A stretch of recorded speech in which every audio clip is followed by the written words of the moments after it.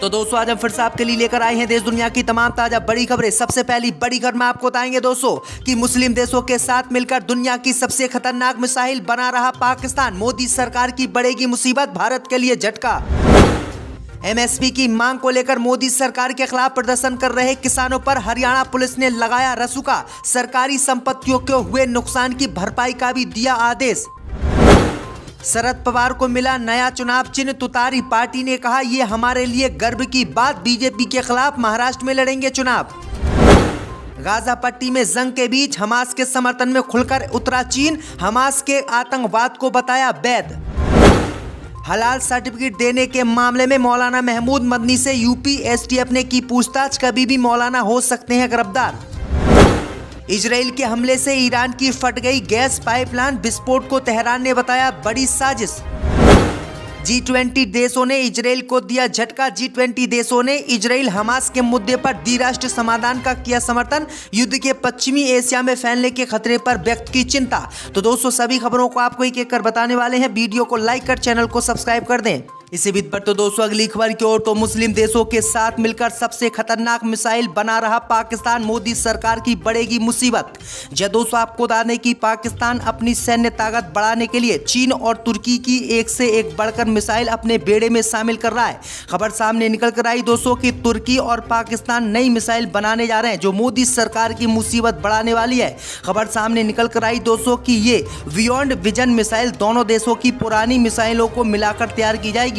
ये मिसाइल हवा से हवा में काम करेगी। इसको तुर्की की गोल्डन मिसाइल और पाकिस्तान की फेज 2 मिसाइलों को मिलाकर तैयार किया जाएगा, यानी दोनों मिसाइलों की तकनीक को मिलाकर एक खतरनाक मिसाइल बनाने की तैयारी की जा रही है। जैसे ही इस बात की जानकारी भारत को पता चली तो भारत की मुसीबत बढ़ी है, क्योंकि भारत पर पाकिस्तान इसी मिसाइल से हमला कर सकता है। पर तो दोस्तों अगली खबर की ओर, तो एमएसपी की मांग को लेकर प्रदर्शन कर रहे किसानों पर हरियाणा पुलिस ने लगाया रसूखा।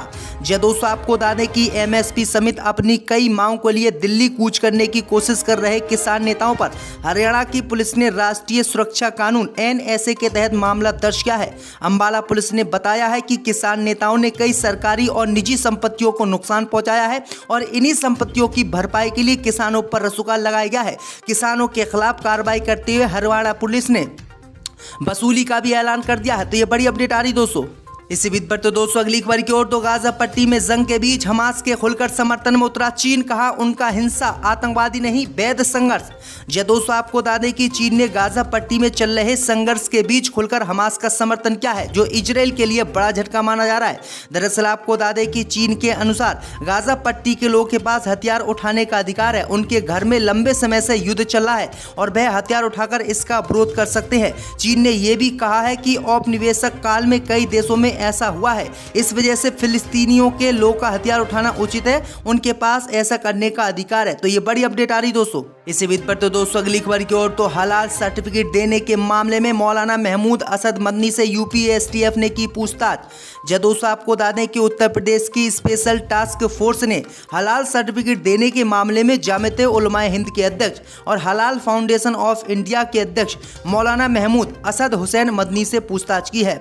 उन्होंने इस पर जवाब दाखिल करने के लिए समय मांगा है। 13 फरवरी को लखनऊ पुलिस ने प्रॉपर सैंपलिंग या टेस्टिंग के बिना कंपनियों को फेक हलाल सर्टिफिकेट जारी करने के आरोप में हलाल काउंसिल ऑफ इंडिया के 4 अधिकारियों को गिरफ्तार किया था। सुप्रीम कोर्ट ने 25 जनवरी को हलाल सर्टिफिकेट प्रोडक्ट पर प्रतिबंध को लेकर दर्ज आपराधिक मामलों के संबंध में महमूद मदनी और अन्य लोग के खिलाफ किसी भी एक्शन से सुरक्षा दी थी। जस्टिस BR गवई और जस्टिस संदीप मेहता की पीठ ने उत्तर प्रदेश पुलिस को मदनी और अन्य के खिलाफ कोई भी दंडात्मक कार्रवाई नहीं करने का आदेश दिया था, लेकिन अब जो है यूपी एसटीएफ ने मौलाना से पूछताछ की है, इनको गिरफ्तार भी किया जा सकता है। इसी बीच पर तो दोस्तों अगली खबर की ओर, तो शरद पवार को मिला नया चुनाव चिन्ह तुतारी, पार्टी ने कहा ये हमारे लिए गर्व की बात। दोस्तों आपको बता दें कि शरद पवार को चुनाव आयोग की तरफ से नया सिंबल मिल गया है। नए सिंबल में एक व्यक्ति को तुरा बजाते हुए देखा जा रहा है। महाराष्ट्र में इसे तुतारी बोलते हैं। नई पार्टी सिंबल मिलने पर एनसीपी शरद चंद्र पवार ने कहा कि यह हमारे लिए गर्व की बात है। पार्टी ने सोशल मीडिया पोस्ट में कहा है कि महाराष्ट्र के इतिहास में दिल्ली की गद्दी के कान खड़े करने वाले छत्रपति शिवराय का शौर्य आज राष्ट्रवादी कांग्रेस पार्टी शरद चंद्र पवार के लिए गौरव का विषय है। महाराष्ट्र राष्ट्र के आदर्श फूले साहू अंबेडकर छत्रपति शिवाजी महाराज के प्रगतिशील विचारों के साथ ये तुतारी शरद पवार के साथ दिल्ली के सिंहासन को हिलाने के लिए एक बार फिर से बिगुल बचाने की तैयारी कर रहा है। इसी बीच पर तो दोस्तों अगली खबर की ओर तो इजराइल के हमले से ईरान की फट गई गैस पाइपलाइन विस्फोट को तेहरान ने बताया सबसे बड़ी साजिश। दोस्तों आपको बता दें कि इजराइल की ओर से पिछले दिनों किए गए भीषण हवाई हमले में ईरान की गैस पाइपलाइन फट गई। इससे कई जगहों पर आग लग गई। गैस पाइपलाइन में आग लगने से बड़े हादसे का खतरा बढ़ गया। ईरान ने इस हमले को इजराइल की बड़ी चाल बताया है। ईरान के तेल मंत्री ने बुधवार को आरोप लगाया कि इजरायली साजिश के तहत हुए हमले के कारण पिछले हफ्ते ईरानी प्राकृतिक गैस पाइपलाइन में कई विस्फोट हुए। तेहरान के नए आरोपों ने इजराइल और हमास के बीच जारी युद्ध के कारण पश्चिमी एशिया में तनाव को और बढ़ा दिया है। इसी बीच पर तो दोस्तों अगली खबर की ओर तो G20 देशों ने किया इजराइल हमास के मुद्दे पर द्विराष्ट्र समाधान का समर्थन। युद्ध के पश्चिमी एशिया में फैलने के खतरे पर व्यक्त की चिंता। दोस्तों आपको बता दें कि ब्राजील में G20 देशों की बैठक में विदेश मंत्रियों ने गुरुवार को इजराइल हमास युद्ध के समाधान के रूप में सर्वसम्मति से द्विराष्ट्र सिद्धांत का समर्थन किया है और कहा यही शांति का एकमात्र मार्ग है। 2 दिवसीय बैठक की समाप्ति पर ब्राजील के विदेश मंत्री माउरो विएरे ने बताया है कि दुनिया की सबसे बड़ी अर्थव्यवस्थाओं के इस समूह के सभी सदस्यों ने गाजा में जारी युद्ध और इसके पश्चिमी एशिया में फैलने के खतरे पर चिंता व्यक्त की है। उन्होंने कहा कि बैठक में गाजा में युद्ध विराम और मानवीय मदद पहुंचाने का आह्वान भी किया गया है। साथ ही कई देशों ने राफा में इजराइल के आक्रमण की आलोचना की है। ब्राजील की अध्यक्षता में G20 का एजेंडा तय करने के लिए इस बैठक में रूस यूक्रेन युद्ध पर भी चर्चा हुई। इसी बीच पर तो दोस्तों अगली खबर की ओर तो राज्यसभा चुनाव में मायावती के इशारे पर वोट नहीं करेंगे BSP विधायक। दोस्तों आपको बता दें कि यूपी में राज्यसभा की 10 सीटों के लिए 27 फरवरी को मतदान होना है। इससे पहले पक्ष और विपक्ष गुणा गणित बिठाने में लग गए हैं।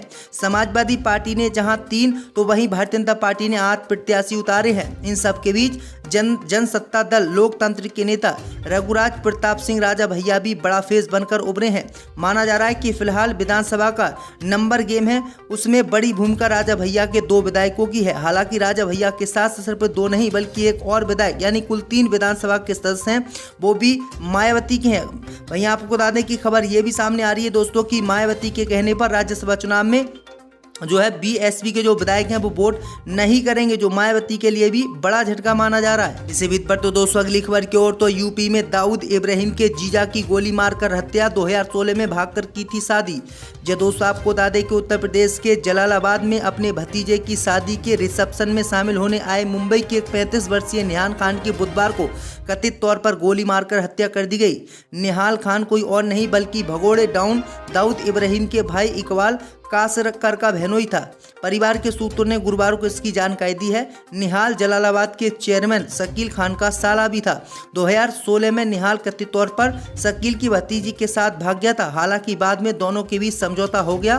शकील ने बताया था कि निहाल 15 फरवरी को अपनी फ्लाइट मिस कर गया था और सड़क मार्ग से यहां आया था। ऐसा लगता है कि मेरा भाई कामिल अभी भी 2016 के प्रकरण को लेकर निहाल से नाराज था और बदला लेना चाहता था। इसी बीच पर तो दोस्तों अगली खबर की ओर तो चुनाव में हार का गुस्सा, इमरान ने उठाया पाकिस्तान को बर्बाद करने वाला कदम।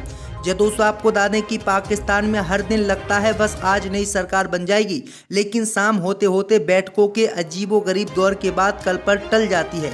चुनाव हुए 15 दिन हो गए हैं, अब जाकर मोटा माटी पाकिस्तान मुस्लिम लीग नवाज और पाकिस्तान पीपल्स पार्टी के बीच सरकार बनाने को लेकर कुछ ठोस सहमति बन पाई है, लेकिन वह अमल में अभी तक नहीं आ सका है। मीडिया रिपोर्ट के मुताबिक शहबाज शरीफ नए प्रधानमंत्री होंगे और आसिफ अली जरदारी देश के राष्ट्रपति का पद संभालेंगे।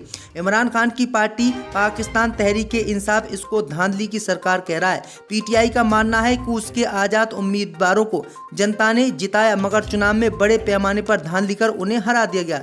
इमरान खान इस आरोप को लेकर दुनिया के उस संस्था के पास पहुंचे हैं जिसके दरवाजों पर नई सरकार को दस्तक देनी होगी। हम बात करते हैं IMF की। इंटरनेशनल मॉनेटरी फंड यानी अंतर्राष्ट्रीय मुद्रा कोष के एक पैकेज से दूसरे पैकेज की बदौलत पाकिस्तान अर्थव्यवस्था की गाड़ी आगे बढ़ती है और ये कोई नई बात नहीं है। अब इसी से पाकिस्तान ने कांटेक्ट किया है और पाकिस्तान के प्रधानमंत्री इमरान खान ने इसी से कांटेक्ट करते हुए पाकिस्तान में दोबारा से चुनाव कराने की अपील की है। अब देखते हैं कि पाकिस्तान में दोबारा चुनाव होते हैं या नहीं। इसी विद पर तो दोस्तों अगली खबर की ओर, तो हलाल सर्टिफिकेट देने के मामले में मौलाना महमूद असद मदनी से यूपी एसटीएफ ने की पूछताछ। दोस्तों आपको बता दें कि उत्तर प्रदेश की स्पेशल टास्क फोर्स ने हलाल सर्टिफिकेट देने के मामले में जामियत उलमाए हिंद के अध्यक्ष और हलाल फाउंडेशन ऑफ इंडिया के अध्यक्ष मौलाना महमूद असद हुसैन मदनी से पूछताछ की है। उन्होंने इस पर जवाब दाखिल करने के लिए समय मांगा है। 13 फरवरी को लखनऊ पुलिस ने प्रॉपर सैंपलिंग या टेस्टिंग के बिना कंपनियों को फेक हलाल सर्टिफिकेट जारी करने के आरोप में हलाल काउंसिल ऑफ इंडिया के 4 अधिकारियों को गिरफ्तार किया था। सुप्रीम कोर्ट ने 25 जनवरी को हलाल सर्टिफिकेट प्रोडक्ट पर प्रतिबंध को लेकर दर्ज आपराधिक मामलों के संबंध में महमूद मदनी और अन्य लोग के खिलाफ किसी भी एक्शन से सुरक्षा दी थी। जस्टिस BR गवई और जस्टिस संदीप मेहता की पीठ ने उत्तर प्रदेश पुलिस को मदनी और अन्य के खिलाफ कोई भी दंडात्मक कार्रवाई नहीं करने का आदेश दिया था, लेकिन अब जो है यूपी एसटीएफ ने मौलाना से पूछताछ की है, इनको गिरफ्तार भी किया जा सकता है।